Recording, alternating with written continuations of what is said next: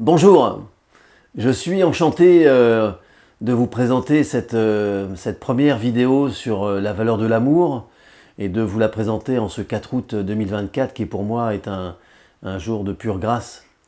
La préparation aussi a été, pour moi, la préparation de cette vidéo a été vraiment quelque chose qui est de l'ordre du miracle. Enfin, bon, c'est un grand mot, mais d'une richesse, en tous les cas, d'une merveille de compréhension, et j'ai beaucoup de joie à vous partager ce qui est venu de manière un petit peu fortuite au moment où j'allais me lancer dans cette préparation.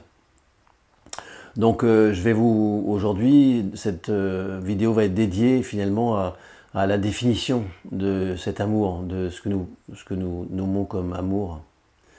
Et c'est bien évidemment selon ma comprenette, selon ma propre vérité, ma réalité telle que je la vois, telle que je l'ai perçue, encore une fois, très très récemment. Donc l'amour,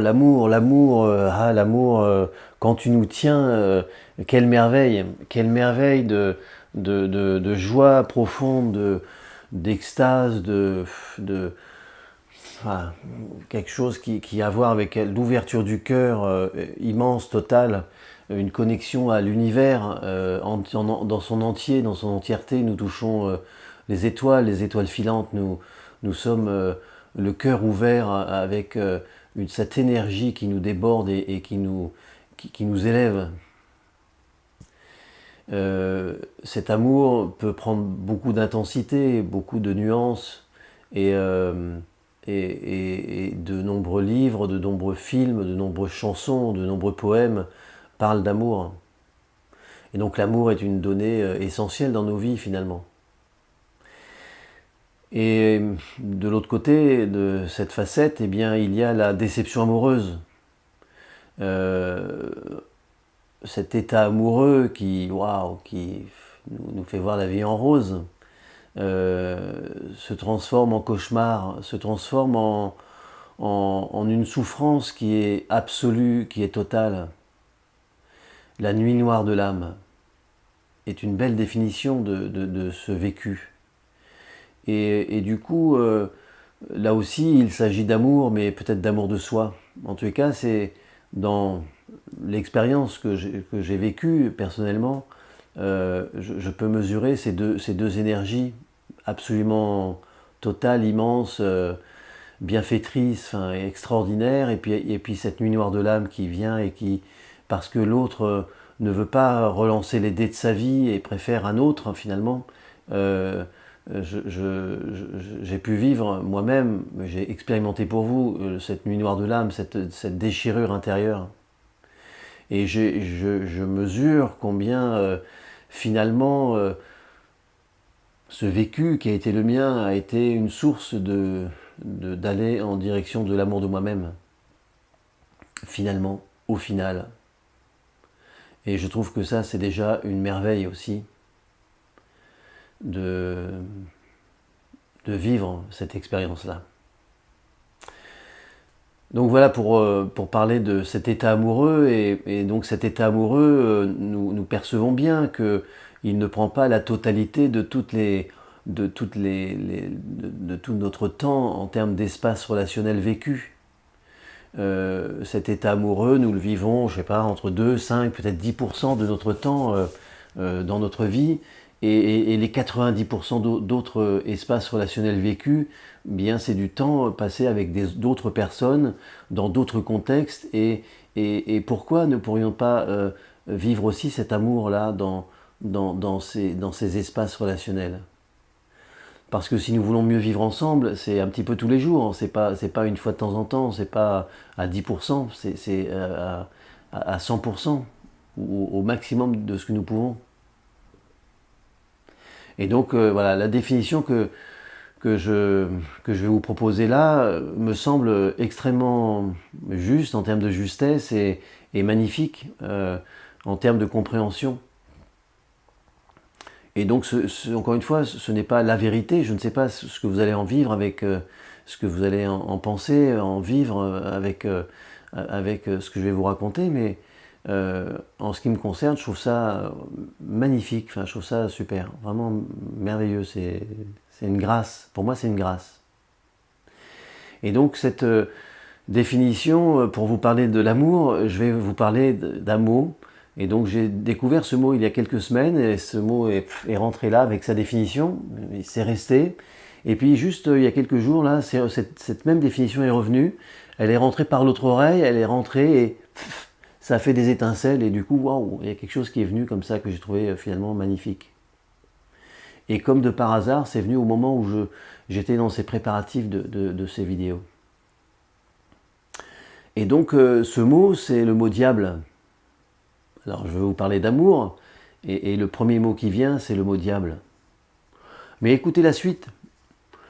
Je découvre que le mot diable vient du grec, du mot diabolos qui vient du grec. Et ce mot diabolos veut dire désunir. Donc le diable est lié au fait de désunir ce qui se passe. Et du coup, quand on parle de désunion, on parle de diviser pour mieux régner, séparer. Alors du coup, je suis avec ça et je me dis, et donc je prends le principe de dualité. Et du coup, ok, bah ouais, alors si diable veut dire désunir, alors je mets diable là, je mets Dieu là, et du coup, désunir ici, dans la dualité, ben, ça veut dire unir. Et donc il y a des mots qui arrivent, donc il y a désunir, il y a diviser pour mieux régner, il y a séparer, et de l'autre il y a des mots qui viennent union, unir, réunir, unité. Et là, il y a quelque chose qui se passe en moi qui est de l'ordre du merveilleux. Et finalement, oui, aimer, l'amour, c'est cette énergie qui cherche à unifier, à créer l'unité entre deux énergies, entre deux personnes.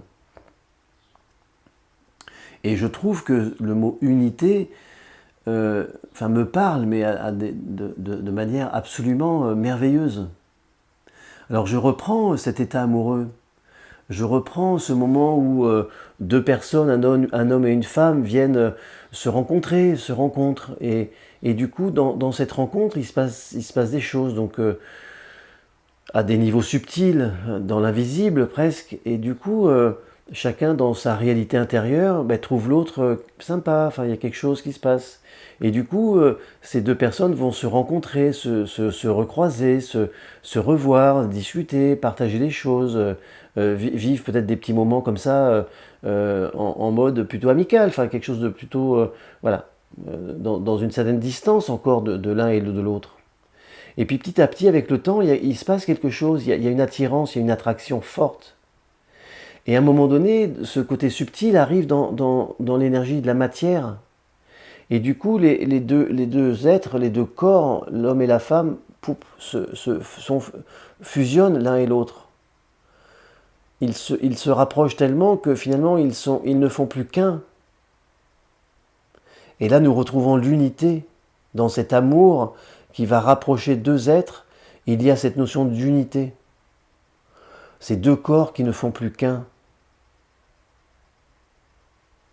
Et cette attraction, elle est tellement puissante que nous en arrivons à un mélange de nos ADN, de nos écosystèmes respectifs, de notre substance première, de ce que nous portons nous en termes de génétique. Bam, ça se mélange. Et du coup, il se peut que suite à ce partage, eh bien, il y ait un enfant qui va naître. Et cet enfant qui mature dans le ventre de la femme arrive à maturité, naît, donc arrive la naissance, et cet enfant représente finalement cette union, cette unité entre les deux êtres. Et donc de ces deux personnes, il y a unité, et l'enfant est le résultat de cette unité. Et du coup, nous sommes tous, finalement, tous et toutes, l'unité nous représentons l'unité, nous portons l'unité, la vie qui a fait que deux personnes se sont accouplées, se sont fusionnées pour ne faire qu'un. Et oui, au bout, il y a un bébé qui arrive. Et cette unité, je la trouve absolument, ce mot unité, presque en remplacement du mot amour, je le trouve beaucoup plus juste, alors dans cet espace relationnel dont je vous parle, parce que justement, nous pouvons créer l'unité, alors bien sûr dans notre état amoureux, bien évidemment, mais nous pouvons aussi vivre cette unité, mais dans tous les contextes de notre existence, et de rechercher l'unité dans tous les contextes de notre existence, de rechercher le un. Et comme nous sommes foncièrement tous différents les uns les autres, nous sommes 7 milliards d'individus, nous sommes foncièrement tous, absolument tous uniques. Donc nous avons tous, tout le temps, matière à nous frictionner, à faire des conflits, à nous faire la guerre. Puisqu'on est tous différents, nous voyons les choses différemment. Et nous sommes loin d'imaginer combien nous sommes différents. Et je trouve ça absolument merveilleux. Finalement de trouver cette piste qui en tout cas, dans ce qui me concerne, va m'amener à changer des paramètres. J'ai bougé les cartes de mon château de cartes là, et je vais bouger les cartes, je vais changer des cartes, je vais transformer des choses, parce que j'ai envie de rayonner cette unité, de trouver l'unité dans tout ce que je peux vivre, qui est de l'ordre de la friction, de l'incompréhension. Enfin, je vais vous donner des mots après. J'ai vraiment envie de rechercher cette unité. Et nous avons besoin, regardons ce qui se passe. Parce qu'avec ces mots divisés pour mieux régner, séparés, et les mots qui vont suivre après que je vais vous donner, nous pouvons mesurer ce qui se passe dans notre vie, dans notre société, combien nous avons besoin d'éveiller de mettre de la lumière dans ce qui se passe dans notre espace relationnel, vraiment. Et là, il n'y a que nous qui pouvons le faire. Déjà, nous pouvons commencer tout de suite, sans attendre que ce soit Pierre, Paul ou Jacques qui commence. Enfin, nous pouvons tout de suite engager en nous une dynamique relationnelle qui cherche l'unité. Et les vidéos qui vont suivre vont m'amener à aborder ce sujet. Comment on peut faire? Qu'est-ce que nous avons à faire? Qu'est-ce que nous avons à dépasser pour réussir à être dans l'unité et dans l'amour finalement? Mais l'amour est tellement connoté à l'amour, à la sexualité que, ben oui, on ne va pas dire que je suis en amour avec ma chef de service, j'en sais rien, avec je ne sais pas qui. Ben non, mais pourtant, nous pouvons chercher l'unité avec notre chef de service, enfin, vous voyez. Et sans qu'il y ait de connotation sexuelle, évidemment. Donc je trouve que le mot unité, en tout cas, personnellement, me va très bien pour définir cette énergie d'amour. Et donc, en suivant, donc avec ces deux mots, Dieu et diable, qui sont pour moi les deux têtes de liste, comme dans les élections, j'ai décliné en fait tout un tas d'autres mots qui sont dans une certaine dualité. Alors la dualité n'est peut-être pas forcément très juste pour certains éléments, mais je trouve que c'est quand même intéressant d'avoir comme ça des mots qui... La langue française est tellement subtile, tellement merveilleuse que voilà, ça nous amène des paramétrages qui peuvent être intéressants à entendre. Donc je vais vous lister et vous allez vite comprendre où se trouve l'énergie d'amour et où se trouve l'énergie de la haine, de la division, de la séparation, et où se trouve l'unité. En tout cas, des énergies qui nous amènent à l'unité, à la recherche de l'unité. Ou alors à ce qui est plutôt caché, enfin vous voyez.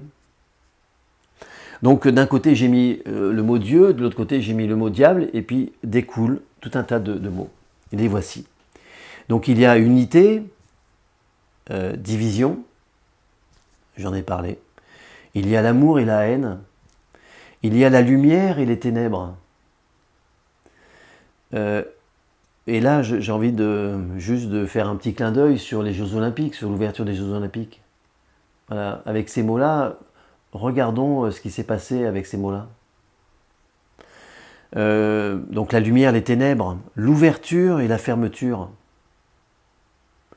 la compréhension, le désintérêt, l'empathie, le rejet, le respect, la déconsidération, le jour, la nuit, le paradis, l'enfer, la paix, la guerre, évidemment, la paix, la guerre, le bien, le mal, la concorde, le conflit, l'égalité relationnelle, le pouvoir. Et l'égalité relationnelle fait partie des valeurs dont j'ai parlé, des 7 valeurs plus une, et le pouvoir est la relation de pouvoir dont je vais parler. Et l'égalité relationnelle a à voir avec le pouvoir dans son énergie opposée. L'authenticité qui est aussi une valeur, la relation authentique. Et en face, il y a le faux semblant, les masques, le faux self, le paraître. Il y a l'équation toi et moi d'un côté et toi ou moi de l'autre côté. À la fin, il n'en restera qu'un seul. Il y a la coopération et donc la compétition de l'autre côté. Il y a agir pour une cause ou agir contre quelque chose, lutter contre. Il y a accueillir, juger, critiquer. Et enfin, il y a l'éveil et l'obscurantisme. Et donc avec tous ces mots, toute cette liste, avec ces énergies différentes, eh bien, j'arrive, en tout cas en ce qui me concerne, je ne sais pas pour vous ce que ça peut vous faire, mais je mesure combien il y a des énergies qui sont dans la recherche de l'unité et d'autres qui sont dans la division. Il y a des choses qui ouvrent, avec la lumière, avec le jour, qui ouvrent sur une certaine réalité, qui ouvrent la conscience. Nous savons bien, nous avons du bruit dans le jardin la nuit, nous pouvons être inquiets, ne pas comprendre ce qui se passe, et puis au petit matin, avec cette inquiétude, nous allons à la fenêtre, et puis en fait, nous voyons ce qui se passe, parce que le jour est arrivé, et du coup, nous voyons qu'en fait, c'est des petites bestioles qui vont trifouiller dans le jardin et qui vont faire du bruit. Et le jour révèle, la lumière révèle ce qui est caché. Et nous savons bien que tout ce qui est, alors les complots, hein, tout ce qui est souterrain, tout ce qui est manipulation, ce sont des choses qui sont en coulisses de ce qui se passe dans l'espace relationnel justement. Donc vous voyez, il y a des choses qui sont cachées, qui se font en douce, qui se font de manière obscure, la nuit, dans les ruelles sombres. Et puis il y a des choses qui se mettent en lumière, qui s'ouvrent, qui se révèlent. Et je trouve que c'est merveilleux d'avoir ces éléments de dualité en fait. Donc voilà un petit peu cette définition que je peux faire aujourd'hui de l'amour. Et je vais tâcher dans les vidéos qui suivent, donc vous me pardonnerez, je vais faire au moins, je crois qu'il y en aura 3 autres au moins, pour ouvrir le paquet cadeau, pour ouvrir les éléments qui nous appartient de mettre en place, de vivre pour créer l'unité, si nous voulons l'unité. Je crois que personnellement, nous sommes porteurs de l'unité. Je ressens cette unité en moi. Il m'arrive parfois, avec certains films, d'être extrêmement ému sur certaines scènes. Et en fait, je mesure combien cette scène manifeste en fait quelque chose qui a à voir avec de l'unité dans notre humanité. Et du coup, effectivement, c'est de l'amour qui se dégage de ces scènes, de ces éléments magiques que nous pouvons vivre dans des films, mais aussi dans la vie. Et pour donner un exemple de ce qui peut se passer dans la vie, je reviens au jeu du Tao, parce que finalement j'ai déjà parlé du jeu du Tao un petit peu dans une vidéo, et là j'y reviens avec ce nouveau mot, l'unité.